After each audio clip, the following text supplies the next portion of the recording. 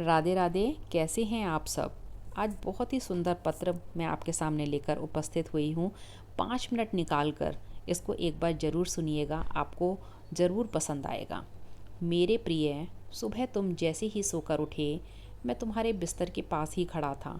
मुझे लगा कि तुम मुझसे कुछ बात करोगे। तुम कल या पिछले हफ्ते हुई किसी बात या घटना के लिए मुझे धन्यवाद कहोगे, लेकिन तुम उठे, पत्नी को चाय बनाने के लिए कहा और फटाफट चाय पीकर तैयार होने चले गए और मेरी तरफ देखा भी नहीं। फिर मैंने सोचा कि तुम नहा के मुझे याद करोगे, पर तुम इस उधेड़-बुन में लग गए कि तुम्हें आज कौन से कपड़े पहनने हैं।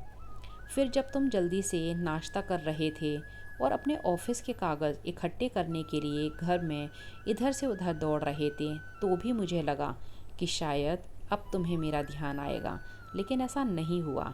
हालांकि तुम्हारी माँ ने तुमको अंदर से आवाज़ लगाकर कहा भी, पर तुमने ध्यान नहीं दिया। मैंने भी सोचा शायद देर हो रही होगी। फिर जब तुमने ऑफिस जाने के लिए ट्रेन पकड़ी, तो मैं समझा कि इस खाली समय का उपयोग तुम मुझसे बातचीत करने में करोगे, पर तुमने थोड़ी देर पेपर पढ़ा और फिर खेलने लग गए अपने मोबाइल में, और मैं खड़ा का खड़ा ही रह गया। मैं तुम्हें बताना चाहता था कि दिन का कुछ हिस्सा मेरे साथ बिताकर तो देखो, तुम्हारे काम और भी अच्छी तरह से होने लगेंगे। लेकिन तुमने मुझसे बात ही नहीं की। एक मौका ऐसा भी आया जब तुम बिल्कुल खाली थे और कुर्सी पर पूरे 15 मिनट यूं ही बैठे रहे, लेकिन तब भी तुम्हें मेरा ख्याल नहीं आया। दोपहर के खाने के वक्त जब तुम इधर उधर देख रहे थे, तो भी मुझे लगा कि शायद खाना खाने से पहले तुम एक पल के लिए मेरे बारे में सोचोगे, लेकिन ऐसा नहीं हुआ। दिन का अब भी काफ़ी समय बचा हुआ था। मुझे लगा कि शायद इस बचे समय में हमारी बात हो जाएगी, लेकिन घर पहुंचने के बाद तुम रोज़मर्रा के कामों में व्यस्त हो गए। जब वे काम निबट गए तो तुमने टीवी खोल लिया और घंटों टीवी देखते रहे। देर रात थक कर तुम बिस्तर पर आ लेटे। तुमने अपनी पत्नी, बच्चों को शुभरात्रि कहा और चुपचाप चादर ओढ़कर सो गए। मेरा बड़ा मन था कि मैं भी तुम्हारी दिनचर्या का हिस्सा बनूं, तुम्हारे साथ कुछ वक्त बिताऊं, तुम्हारी कुछ सुनूं, तुम्हें कुछ सुनाऊं, कुछ मार्गदर्शन करूं तुम्हारा, ताकि तुम्हें समझ आए कि तुम किस लिए इस धरती पर आए हो और किन कामों में उलझ गए हो।